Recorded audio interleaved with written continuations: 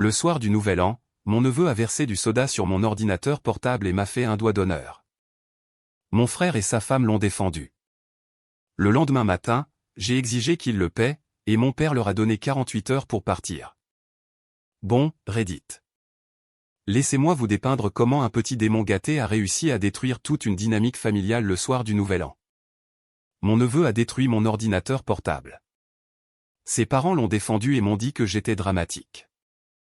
Alors, je leur ai montré à quoi ressemblait le dramatique. Voici ce qui s'est passé. J'ai 26 ans, je suis un homme, graphiste travaillant à distance pour une agence créative de San Francisco tout en vivant à Grand Rapids, dans le Michigan. Oui, je sais. Gagner de l'argent californien tout en payant un loyer du Michigan. Appelez ça du génie financier ou de l'arbitrage géographique, je m'en fiche.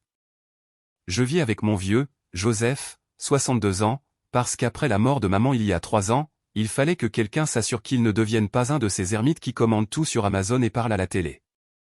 Papa est un proviseur de lycée à la retraite avec 34 ans d'expérience avec des petits cons prétentieux et leurs parents encore plus prétentieux. Il y a aussi dans la maison, Diane, 60 ans, la seconde épouse de papa. C'est une infirmière qui a passé toute sa vie d'adulte à réparer des choses cassées, ce qui s'est en quelque sorte traduit par le fait de permettre à tout le monde d'avoir les pires comportements au nom du maintien de l'unité familiale.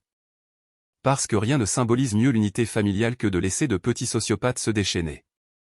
Maintenant, voici les principaux antagonistes, mon frère aîné Brandon, 37 ans, et sa charmante épouse Jessica, 34 ans. Ces deux génies ont décidé de courir après une opportunité d'investissement en crypto-monnaie à Berlin pendant 4 ans. Spoiler alerte, ça s'est passé à peu près comme vous vous y attendiez. Il s'avère que perturber la finance traditionnelle consiste surtout à perturber votre propre compte bancaire. Lorsque leur start-up révolutionnaire de blockchain s'est avéré être un moyen élaboré de perdre l'argent des autres, ils sont revenus en rampant dans le Michigan, la queue entre les jambes et leur fils de 11 ans, Ethan, à leur côté. C'est juste temporaire, a dit Brandon quand ils se sont présentés à la porte de papa avec 3 valises et une histoire de sape, juste le temps de nous remettre sur pied. C'était il y a 9 mois. Et Jessica? Imaginez ceci, si une Karen et une influenceuse LinkedIn avaient un bébé, puis élevaient cet enfant avec un régime constant d'huiles essentielles et de sagesse Instagram. Cette femme avait passé 4 ans à Berlin à se faire appeler une entrepreneuse expatriée pendant que Brandon gaspillait l'argent des investisseurs. Et elle s'était persuadée que cela faisait d'elle une sorte de gourou des affaires mondiales. Elle parlait avec un ton condescendant comme si elle expliquait constamment des concepts évidents à des enfants lents, citait des villes européennes dans des conversations informelles pour rappeler à tout le monde à quel point elle était cultivée, et avait cette habitude de commencer des phrases par des biens, à Berlin, nous. La femme documentait chaque repas sur Instagram, se faisait appeler une blogueuse maman malgré le fait qu'elle ait 12 followers, et utilisait des expressions comme masculinité toxique et intelligence émotionnelle comme des armes chaque fois que quelqu'un dénonçait ses conneries. Une vraie énergie. J'ai suivi un cours de psychologie et maintenant je suis le thérapeute de tout le monde. Et Ethan? Si Satan avait un enfant avec une Karen, puis élevait cet enfant avec un régime constant de trophées de participation et de 0 conséquence, vous obtiendriez ce petit psychopathe. Le gamin parlait anglais avec ce petit accent prétentieux qu'il avait appris, appelait les adultes par leur prénom comme s'il était leur égal, et avait ce regard vide qui vous faisait vous demander s'il torturait des petits animaux pendant son temps libre. Des vibrations de futurs tueurs en série, si je suis honnête. Mais je m'emballe. Laissez-moi vous raconter les 9 mois d'escalade de merde qui ont mené au soir du Nouvel An, parce que le contexte est important quand on parle de vengeance nucléaire. Le premier signe avant-coureur aurait dû être quand Ethan est entré dans notre maison et a immédiatement commencé à cataloguer nos affaires comme s'il planifiait un cambriolage. Parker, pourquoi as-tu autant d'écrans? Pas oncle ou même juste demandé poliment. Il m'interrogeait carrément sur ma propriété comme si je lui devais une explication. Jessica, pendant ce temps, prenait des photos de notre cuisine pour son histoire Instagram avec la légende, ambiance du Midwest, notre temps en famille, #béni. Semaine 1. Je suis revenu d'une course à l'épicerie pour trouver ce petit abruti en train de fouiller dans les tiroirs de mon bureau. Quand j'ai demandé ce qu'il faisait, il m'a regardé droit dans les yeux et a dit « Je m'ennuyais ». Comme si s'introduire dans l'espace privé de quelqu'un était une réponse raisonnable à un léger inconvénient. Quand j'en ai parlé à Diane, elle a dit « Il s'adapte à un nouveau pays. Laisse-lui du temps ». La réponse de Jessica a été encore meilleure. Ethan est un apprenant kinesthésique. Il a besoin d'explorer son environnement pour se sentir en sécurité. Semaine 3. Je travaille à domicile quand j'entends ce drôle de bruit de grattage venant de la salle de bain. Je vais voir et je trouve Ethan en train d'utiliser ma brosse à dents électrique pour nettoyer le coulis autour de la baignoire. Quand je l'ai confronté, il a dit « ça marche mieux qu'une brosse normale ». Quand j'en ai parlé à Brandon, il a haussé les épaules et a dit « les enfants sont curieux ». Au moins, il est serviable. Jessica a renchéri, cela montre en fait de grandes compétences en résolution de problèmes et en ingéniosité. À Berlin, les enfants sont encouragés à sortir des sentiers battus. Ouais, Jessica, utiliser l'équipement d'hygiène personnelle de quelqu'un comme outil de nettoyage, c'est vraiment sortir des sentiers battus. Peut-être qu'il pourra utiliser ma tasse à café comme brosse de toilette la prochaine fois. Ce serait une véritable innovation européenne. Semaine 5. Je suis entré dans la cuisine pour trouver Ethan en train de se faire un sandwich avec des ingrédients d'un plateau de charcuterie que j'avais acheté pour un appel vidéo de travail plus tard dans la journée. Ne demandant pas la permission, ne reconnaissant même pas que cela pouvait appartenir à quelqu'un d'autre, se servant comme s'il était chez lui et que j'étais l'invité. Quand j'en ai parlé à Jessica, elle a dit « je le remplacerai plus tard », puis s'est lancée dans une conférence sur la mentalité de pénurie et sur la façon dont les restrictions alimentaires peuvent créer des relations malsaines avec l'alimentation. Elle ne l'a jamais remplacé, évidemment. Mais le vrai schéma est devenu clair en novembre, et c'est là que j'ai su qu'il ne s'agissait pas seulement de problèmes d'adaptation. J'ai ce petit bureau installé au 2e étage. Rien d'extraordinaire, juste assez organisé pour gérer toute crise de conception qui se présente. 2 écrans 4K, une tablette Wacom, un écran calibré en couleur, tout le bazar. J'ai dit très clairement à tout le monde quand ils ont emménagé, cette pièce est interdite pendant les heures de travail. Pas une salle de jeu, pas un lieu de rencontre, juste mon espace de travail où je gagne l'argent qui fait tourner cette maison. Un mardi après-midi, je suis en appel vidéo avec toute mon équipe de création, ainsi que des dirigeants de l'entreprise cliente. Des trucs à enjeux élevés. Je m'absente littéralement 2 minutes pour prendre un verre d'eau. Je reviens et je trouve Ethan assis sur ma chaise, en train de tourner en rond pendant que ma caméra est toujours allumée, faisant des grimaces à mes collègues et clients. 12 personnes regardant ce gamin traiter ma réputation professionnelle comme son centre de divertissement personnel. Je l'ai attrapé par le bras et l'ai physiquement sorti de la pièce, puis j'ai passé les 10 minutes suivantes à m'excuser auprès des gens. La réunion était récupérable, mais de justesse. Quand j'ai confronté Brandon et Jessica à ce sujet, ils ont dit qu'Ethan leur avait dit que je lui avais donné la permission d'utiliser l'ordinateur. Un mensonge éhonté, mais ils ont cru leur petit ange plutôt que leurs propres membres de la famille. La réponse de Jessica ? Parker, je pense que tu dois examiner pourquoi tu te sens si menacé par la curiosité naturelle d'un enfant. Ce genre de réaction agressive à l'exploration innocente suggère des problèmes plus profonds avec le contrôle et la masculinité. Parce qu'apparemment, un enfant de 11 ans qui interrompt ma réunion d'affaires était une exploration innocente et ma colère à ce sujet était un défaut de caractère. Diane ? Il a probablement mal compris. Il apprend encore l'anglais. Le gamin parlait couramment 3 langues, mais bien sûr, faisons semblant qu'il n'a pas compris, il reste en dehors de cette pièce. C'est là que j'ai réalisé que je n'avais pas affaire à un drame familial normal. J'avais affaire à des gens qui avaient décidé que leur commodité était plus importante que le respect élémentaire, et ils élevaient un enfant qui pensait que les autres existaient pour son divertissement pendant que sa mère justifiait tout ce qu'il faisait. Thanksgiving aurait dû être un coup de semonce. Toute la famille élargie était là. La sœur de papa, Patricia, et son fils Tyler, plus le frère de Diane, Robert, et sa femme, Michelle. Patricia a toujours été la diseuse de vérité de la famille, le genre de personne qui dit ce que tout le monde pense mais qui est trop poli pour le dire à voix haute. Tyler a 28 ans, travaille dans la construction et n'a absolument aucune patience pour les gens prétentieux. Michelle, d'un autre côté, est l'une de ces mères de banlieue qui pensent que les enfants sont des anges précieux qui ne peuvent rien faire de mal, surtout si ces enfants sont apparentés à elle. Tout allait bien jusqu'à ce qu'Ethan décide qu'il n'aimait pas la façon dont les adultes parlaient sans l'inclure dans chaque conversation. Sa solution ? Commencer à lancer des petits pains sur les gens. Pas de façon ludique, pas accidentellement, lançant délibérément du pain sur des adultes qui essayaient d'avoir une conversation. Quand papa lui a dit d'arrêter, Ethan l'a regardé droit dans les yeux et a dit « Tu ne peux pas me dire ce que je dois faire. Tu n'es pas mon père. Toute la table s'est tue.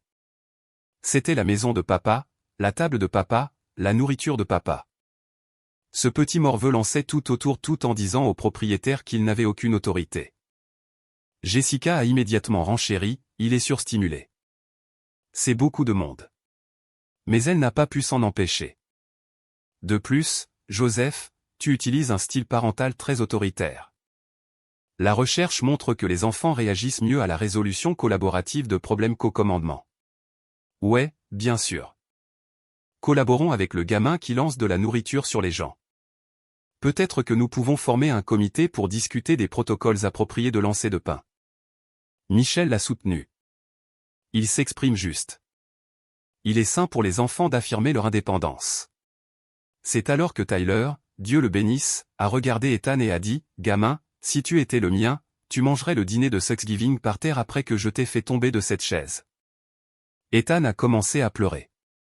Brandon est devenu sur la défensive. « Ne menace pas mon fils. » La réponse de Tyler, « Je ne le menace pas. J'explique à quoi ressemblent les conséquences. Peut-être devrais-tu essayer de temps en temps. » La voix de Jessica est montée de 3 octaves.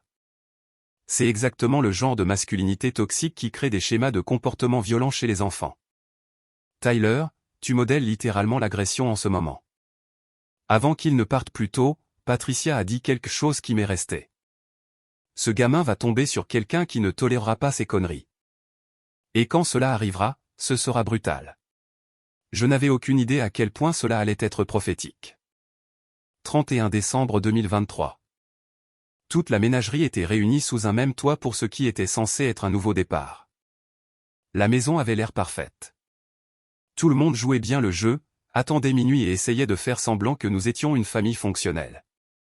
Le dîner était toute une production, côte de bœuf, queue de homard, purée de pommes de terre à l'ail, asperges, tout le bazar. Jessica avait aidé à cuisiner, ce qui était sa façon de dire « Regardez comme je suis domestique et serviable », sans vraiment aborder l'éléphant dans la pièce, à savoir qu'il profitait de nous depuis 9 mois tout en nous traitant comme des employés de maison. Tout se passait bien jusqu'à ce que mon téléphone se mette à vibrer. Urgence de conception critique au travail. L'un de nos plus gros clients venait de rejeter toute la campagne sur laquelle nous travaillons depuis des mois, et ils avaient besoin d'une refonte complète d'ici le 2 janvier, sinon ils partaient.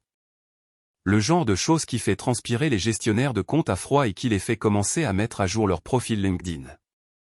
Je suis littéralement le seul dans mon équipe à avoir accès aux fichiers de conception principaux pour ce projet. Quand je dis que je devais m'en occuper, je veux dire qu'un compte de plusieurs millions de dollars était pratiquement foutu si je ne le faisais pas. Pas de pression ni quoi que ce soit. Je me suis excusé, je suis monté dans mon bureau, j'ai commencé à ouvrir les fichiers de conception et j'ai réalisé que j'avais laissé mon disque dur externe avec tous les actifs de sauvegarde dans la voiture. Alors, je descends au garage, je le prends et je commence à remonter. C'est alors que j'ai entendu ça, le bruit d'un liquide frappant des appareils électroniques. Je me suis précipité vers mon bureau et j'ai trouvé la porte grande ouverte. Et il y avait Ethan debout juste à côté de mon bureau, tenant une canette de coca vide, comme s'il venait de terminer une sorte de sacrifice rituel. Mon ordinateur portable de travail, celui avec 3 jours de travail de conception non sauvegardé, le MacBook Pro haut de gamme qui coûte plus que ce que la plupart des gens gagnent en un mois, était assis là avec du coca dégoulinant du clavier et s'accumulant autour de la base. Mais voici la partie qui me met encore le sang à l'envers. Quand Ethan m'a vu debout dans l'embrasure de la porte, il n'avait pas l'air effrayé, il n'avait pas l'air désolé, il n'avait même pas l'air surpris. Il avait l'air satisfait, comme s'il venait de terminer une mission. Ce petit psychopathe avait attendu que je parte, était entré délibérément dans mon espace de travail privé et avait détruit mon équipement avec le genre de malice calculée que l'on attendrait de quelqu'un qui a 3 fois son âge. Puis il a fait quelque chose qui s'est gravé à jamais dans mon cerveau. Il a tiré la langue, m'a fait ce petit sourire suffisant, puis, je ne plaisante pas, a calmement levé son majeur vers moi. C'était un enfant de 11 ans qui disait à son oncle d'aller se faire foutre dans sa propre maison après avoir détruit sa propriété. Quelque chose à l'intérieur de moi a juste craqué. Avant que je puisse y penser, j'ai attrapé Ethan par les épaules et je l'ai repoussé loin de mon bureau. J'ai carrément bousculé ce gamin comme si c'était une menace qui devait être neutralisée. Qu'est-ce qui ne va pas chez toi? J'ai crié plus fort que je n'avais jamais crié sur personne de ma vie. C'est 3 jours de travail. C'est mon putain de gagne-pain. Ethan a trébuché en arrière et a immédiatement commencé à pleurer, le vrai genre cette fois avec de la vraie peur dans ses yeux. Puis il a couru hors de la pièce en criant après ses parents. Je suis resté là à regarder mon ordinateur portable mort, sachant que je venais de donner à ma famille toutes les munitions dont elle avait besoin pour faire de moi le méchant de cette histoire.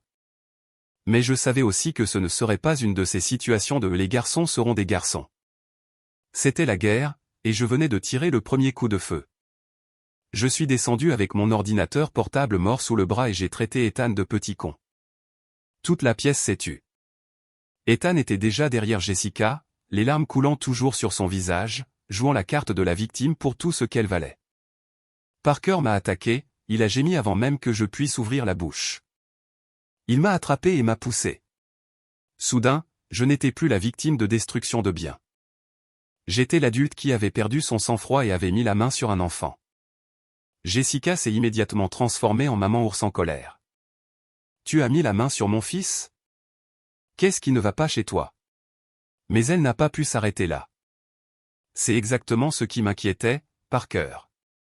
Tu as clairement des problèmes de colère non résolus, et maintenant tu t'en prends à un enfant. C'est de l'agression déplacée typique. Brandon s'est levé, la poitrine gonflée. Tu viens d'agresser mon enfant? Alors, j'ai exposé les faits à tout le monde, je leur ai dit exactement ce qui s'était passé, la destruction délibérée, le doigt d'honneur, et oui, ma réaction à cela. Pas d'exagération, pas de justification, juste les faits. Donc, tu admets que tu as mis la main sur lui? Jessica a dit comme si elle venait de me prendre en flagrant délit d'aveu de meurtre. Tu as bousculé un enfant à cause d'un ordinateur, a ajouté Diane, sa voix d'infirmière dégoulinant de déception. Brandon hochait la tête. Je me fiche de ce qu'il a fait. On ne touche pas aux enfants des autres. Point final. Michel les a immédiatement soutenus. La violence n'est jamais la solution. Ce pauvre enfant est probablement traumatisé. Mais Patricia étudiait toute la situation avec des yeux perçants. Que s'est-il passé avant que Parker ne t'attrape, a-t-elle demandé à Ethan. Tyler s'est penché en arrière dans sa chaise. Le gamin joue la victime maintenant. Mais qu'as-tu fait pour énerver ton oncle? C'est alors que j'ai sorti mon téléphone et que je leur ai montré les preuves. Vous voyez, je suis un concepteur. Je crois en la documentation. J'ai des caméras de sécurité dans mon bureau. La vidéo était d'une clarté cristalline, Ethan entrant avec le coca, se tenant à mon bureau pendant un moment, puis versant délibérément toute la canette sur mon clavier, puis se retournant et me faisant un doigt d'honneur quand il m'a vu dans l'embrasure de la porte, puis moi perdant mon sang-froid et l'attrapant. J'ai tendu mon téléphone à Jessica et j'ai regardé son visage pendant qu'elle voyait les preuves. Vous voyez, a-t-elle dit comme si la vidéo la disculpait. Il a détruit ton ordinateur portable, ce qui était mal.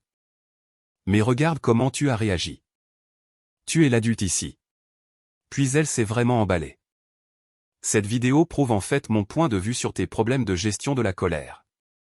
Une personne émotionnellement mature aurait géré cela différemment. Tu utilises littéralement l'erreur d'un enfant pour justifier la violence physique. Même avec la preuve vidéo, il le défendait toujours. C'est alors que papa, qui était assis en bout de table pendant tout ce bordel, ne disant rien, s'est lentement levé et s'est approché pour regarder la vidéo. Il l'a regardée 2 fois, puis a regardé Ethan avec le genre d'expression qui avait fait mouiller les fauteurs de troubles du lycée pendant 3 décennies. Ethan, a-t-il dit de cette voix calme et autoritaire, excuse-toi auprès de ton oncle Parker. Mais il m'a fait mal, a gémi Ethan. Après que tu aies détruit son ordinateur portable et que tu lui aies manqué de respect dans sa propre maison, a répondu papa. Au lieu de s'excuser, Ethan a fait quelque chose qui m'a choqué moi-même. Il a regardé mon père, le propriétaire, l'homme qui nourrissait et hébergeait sa famille depuis 9 mois, droit dans les yeux, et a dit, non, il est méchant, et je le déteste. Brandon s'est immédiatement porté à la défense de son fils. Papa, tu ne peux pas t'attendre à ce qu'il s'excuse quand Parker l'a agressé. Je me suis levé et j'ai regardé directement Brandon et Jessica. Il est temps d'avoir une vraie conversation. Voici ce qui va se passer, ai-je dit, gardant ma voix calme mais absolument sérieuse. Cet ordinateur portable valait 2800 $. Il contenait 3 jours de travail de conception non sauvegardé que je dois maintenant recréer à partir de zéro. Vous avez 2 semaines pour le remplacer par le même modèle exact, sinon je porte plainte. Le silence qui a suivi était assourdissant. Le visage de Jessica a défilé entre le choc, la colère et s'est finalement installé sur l'indignation. Nous n'avons pas ce genre d'argent, et nous ne paierons certainement pas quelqu'un qui vient d'agresser notre enfant. Je n'ai agressé personne, ai-je répondu. J'ai eu une réaction humaine en regardant mon gagne-pain se faire détruire par votre petit démon. Brandon a finalement trouvé sa colonne vertébrale. Tu as mis la main sur mon fils. C'est le vrai problème ici, pas un ordinateur portable. Un ordinateur portable? Je n'en croyais pas mes oreilles. C'est $2800 d'équipement de travail que votre enfant a détruit intentionnellement. C'est alors que Diane a décidé de jouer les pacificatrices. Parker, chérie, peut-être que si tu t'excuses d'abord auprès d'Ethan, nous pourrions arranger quelque chose. Je ne vais pas m'excuser d'être en colère que ma propriété ait été détruite, ai-je rétorqué. Michel a renchéri avec sa sagesse de mère de banlieue. La violence n'est jamais acceptable, quelles que soient les circonstances. Jessica prenait de l'assurance. Parker, toute cette situation en révèle beaucoup sur ton caractère. Tu es plus préoccupé par les possessions matérielles que par le bien-être émotionnel d'un enfant. Cet ordinateur portable peut être remplacé, mais le traumatisme que tu as causé. Tais-toi, Jessica, ai-je rétorqué. Elle a halté. Comment oses-tu? Tyler, qui avait observé tranquillement tout ce bazar se dérouler, a finalement pris la parole. Madame, le seul traumatisme que ce gamin a, c'est de faire enfin face aux conséquences de ses actes. Les lignes de bataille étaient tracées, moi, papa, Patricia et Tyler d'un côté, Brandon, Jessica, Diane et Michel de l'autre, et au milieu, un petit abruti qui commençait enfin à réaliser que les actions ont des conséquences. Jessica n'avait pas fini de jouer la carte de la victime. C'est du chantage émotionnel. Vous nous menacez parce que vous avez perdu votre sang-froid. Non, ai-je dit, j'essaie de vous forcer à assumer la responsabilité du comportement de votre enfant. Brandon s'est levé et a dit, nous allons y réfléchir. Réfléchir? Comme si reconnaître la réalité était facultatif. C'est alors que papa a repris la parole. Brandon, Jessica, emmenez Ethan à l'étage. Nous en discuterons plus en détail demain matin. Après leur départ, Patricia a dit la vérité que tout le monde pensait. Ce gamin va finir en centre de détention pour mineurs s'ils ne se reprennent pas. Je suis allé me coucher ce soir-là en sachant que le jour de l'an allait être très intéressant. Le lendemain matin ressemblait au calme avant la tempête. Papa nous a tous appelés dans le salon avant même que nous ayons pris notre petit déjeuner. Ethan était allongé sur le canapé avec sa Nintendo Switch, les jambes drapées sur la coudoir comme s'il était chez lui. Aucune inquiétude concernant ce qui s'était passé la nuit précédente. Papa a regardé Brandon et Jessica avec le genre d'expression qui avait fait avouer à des adolescents endurcis des crimes qu'ils n'avaient même pas encore commis. Après y avoir réfléchi la nuit dernière, a-t-il dit, pensez-vous que votre fils a fait quelque chose de mal? Silence. Ethan a continué à jouer à son jeu. C'est alors que mon père a décidé de donner à tout le monde une démonstration pratique de responsabilité. Il s'est approché d'Ethan avec un pas lent et délibéré. Puis il a arraché cette Nintendo Switch des mains d'Ethan sans dire un mot. « Et, rends-la-moi » a crié Ethan. Papa est entré dans la cuisine.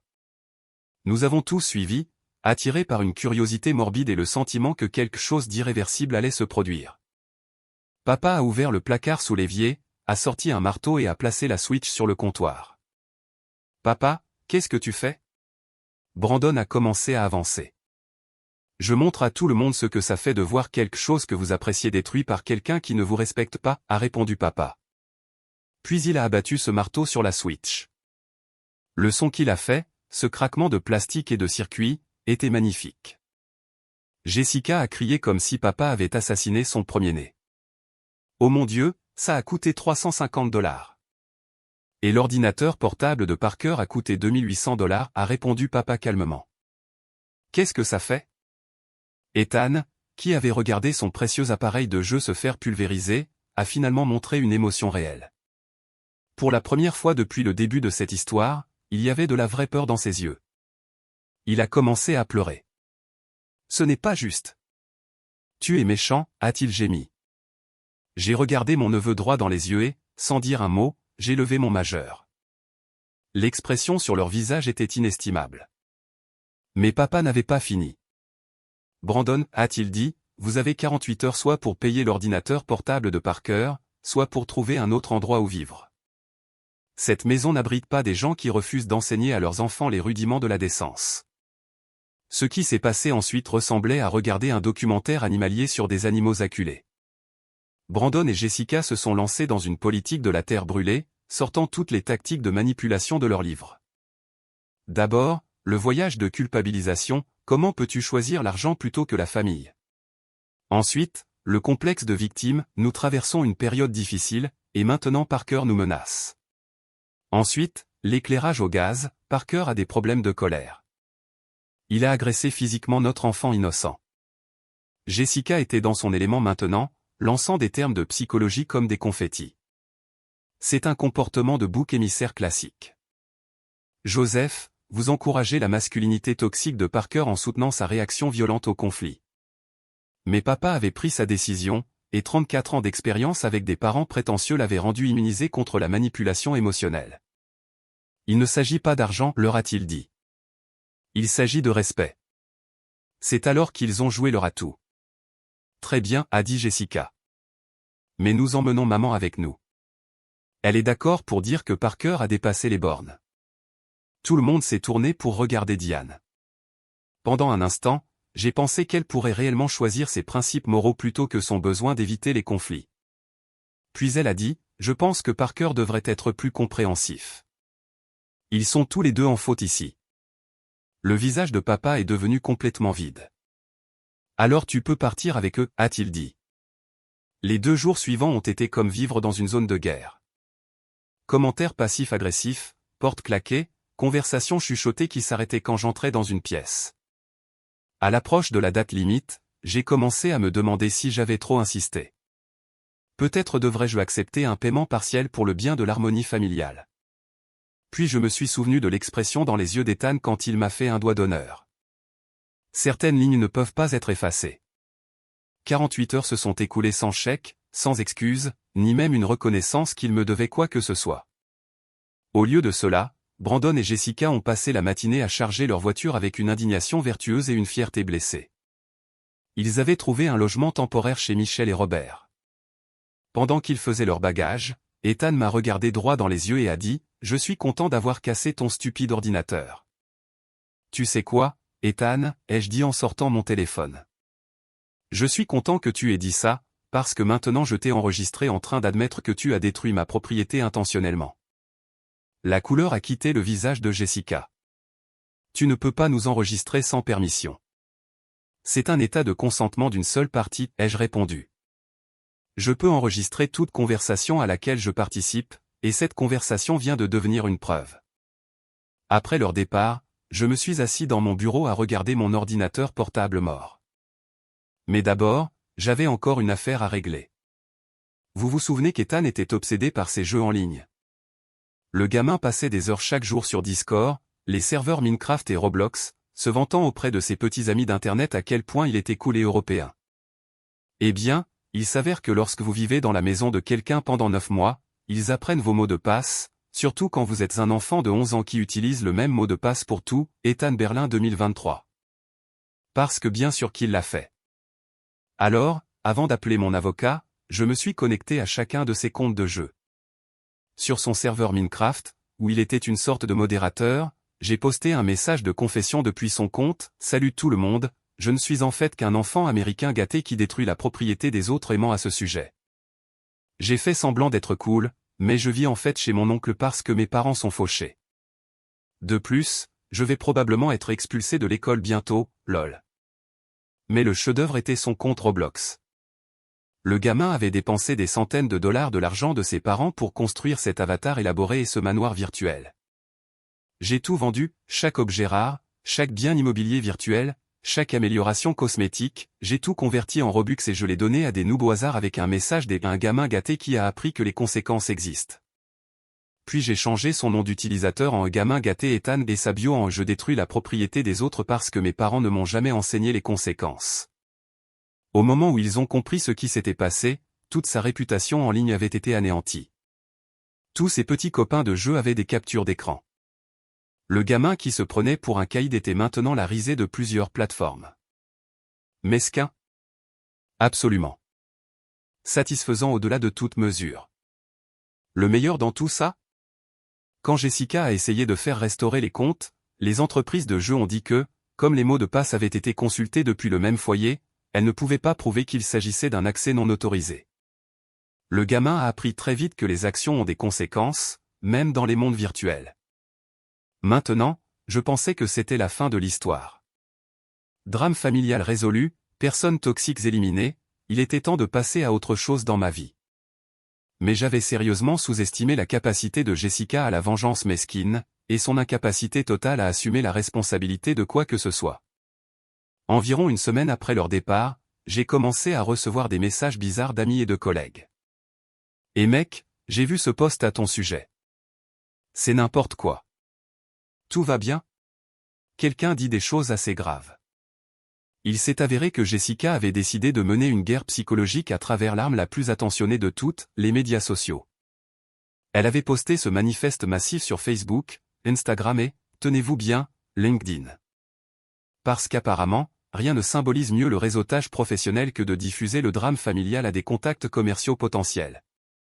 Le post était un chef-d'œuvre de manipulation. Elle s'est dépeinte comme une mère en difficulté essayant de reconstruire sa vie après des difficultés financières, pour être violemment attaquée par son beau-frère instable qui avait des problèmes de gestion de la colère et qui avait agressé physiquement son enfant innocent pour des biens matériels.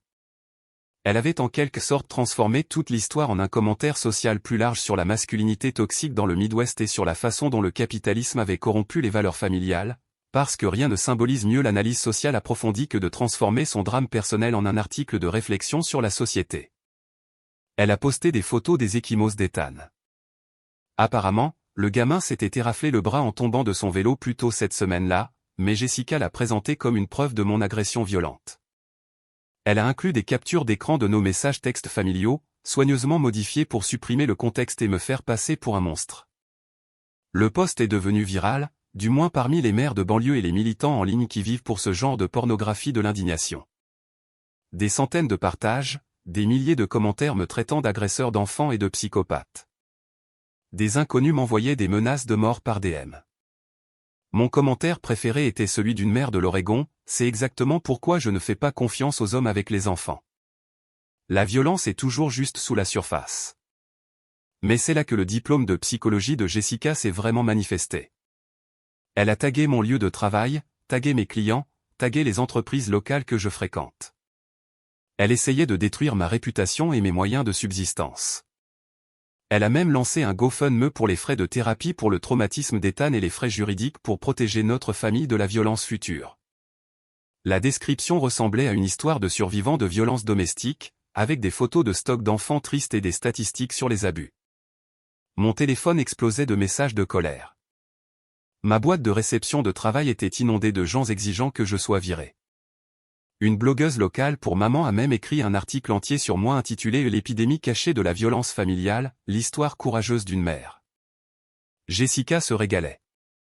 Elle n'arrêtait pas de publier des mises à jour sur l'ampleur du soutien, sur le fait qu'elle essayait simplement de protéger son fils et sur le fait qu'elle espérait que son histoire sensibiliserait à la violence domestique. Mais Jessica a ensuite commis la même erreur qui fait toujours trébucher les menteurs et les manipulateurs, elle est devenue gourmande.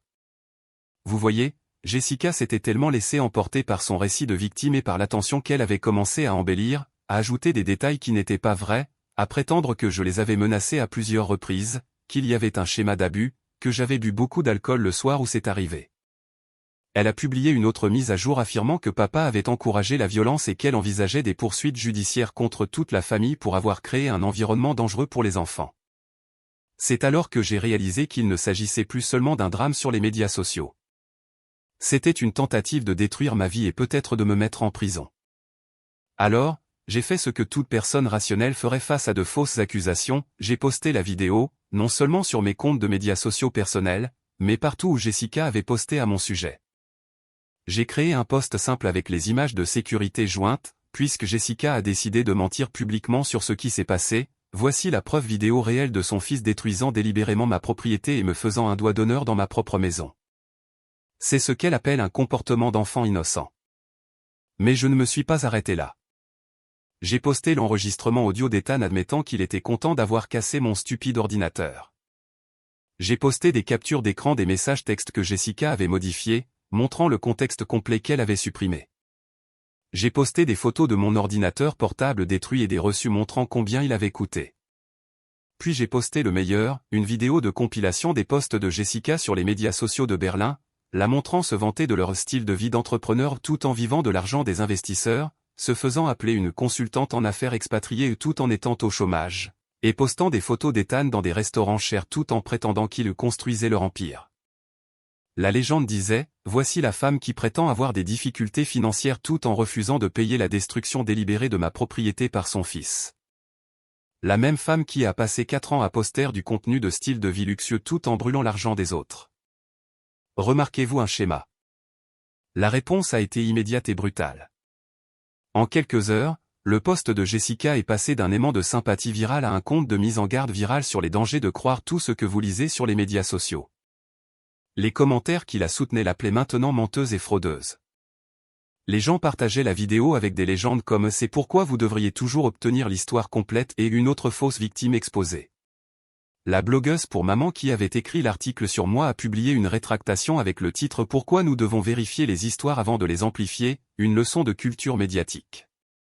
Mais le meilleur dans tout ça? Le GoFundMe. Une fois que les gens ont réalisé que Jessica avait menti, ils ont commencé à exiger des remboursements. La plateforme a enquêté et a découvert qu'elle avait collecté près de 2200 $ auprès d'étrangers qui pensaient aider une survivante de violences domestiques. Quand la vérité a éclaté, GoFundMe a non seulement remboursé l'argent de tout le monde, mais a banni Jessica de la plateforme pour fraude. Elle a essayé de tout supprimer, mais Internet est éternel. Des captures d'écran de ces mensonges étaient partout, ainsi que la preuve vidéo prouvant qu'elle avait inventé toute l'histoire.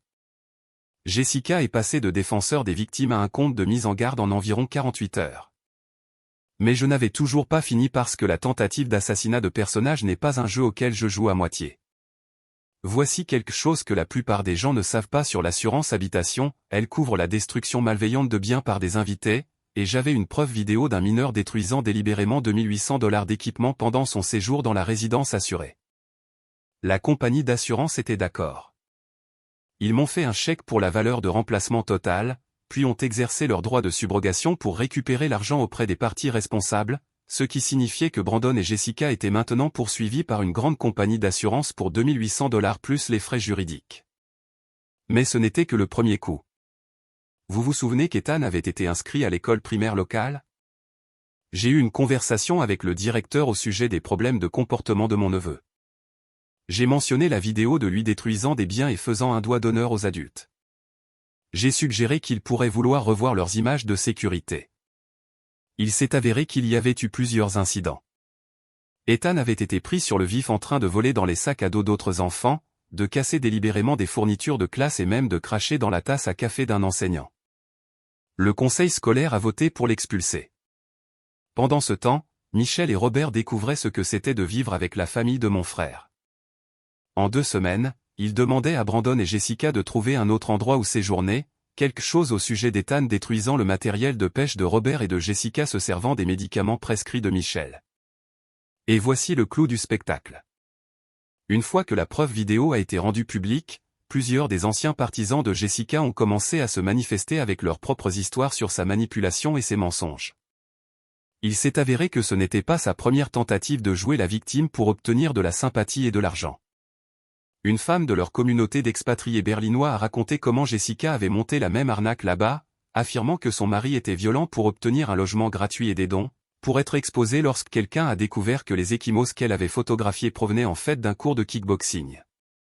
La réputation de Jessica a été complètement détruite. Chaque recherche Google de son nom a fait apparaître la vidéo et les articles sur ses fausses allégations de violence domestique. Elle était effectivement inemployable dans tout domaine qui exigeait de la crédibilité ou de la confiance. Diane a duré 3 semaines avant de revenir à la maison de papa, le chapeau à la main, demandant pardon. La réponse de papa a été simple, tu as fait ton choix. Maintenant, vis avec. Elle a fini par emménager avec sa sœur à Lansigne. Le meilleur dans tout ça, la partie qui me fait encore sourire, est arrivée 6 mois plus tard. Brandon a dû se déclarer en faillite pour faire face à la poursuite de l'assurance et aux frais juridiques. Ils ont fini par retourner vivre à Berlin, non pas parce qu'ils y avaient des opportunités, mais parce que c'était le seul endroit où ils pouvaient se permettre de vivre. La présence de Jessica sur les médias sociaux ne s'est jamais rétablie. Sur chaque plateforme sur laquelle elle a essayé de se reconstruire, quelqu'un postait la vidéo en quelques jours. Elle ne pouvait pas échapper aux conséquences. La dernière fois que j'en ai entendu parler, Jessica travaillait comme femme de chambre dans un hôtel, et Brandon livrait de la nourriture à vélo. Ethan était inscrit dans une école allemande avec des politiques de discipline strictes et une tolérance zéro pour le droit américain. Le gamin qui pensait que les conséquences étaient facultatives était sur le point d'obtenir un doctorat en responsabilité, à l'européenne. 1 an plus tard, je vis dans mon propre appartement en centre-ville. Bel appartement, belle vue, tolérance zéro pour le manque de respect. Papa et moi dînons 1 fois par semaine, et notre relation est plus forte qu'elle ne l'a jamais été. J'ai reçu une carte de Nouvel An de Berlin le mois dernier. Elle était de Brandon, et elle ne contenait que 2 mots, tu gagnes. Pas d'excuses, pas de reconnaissance de faute, juste une admission que le jeu était terminé et que j'y avais mieux joué.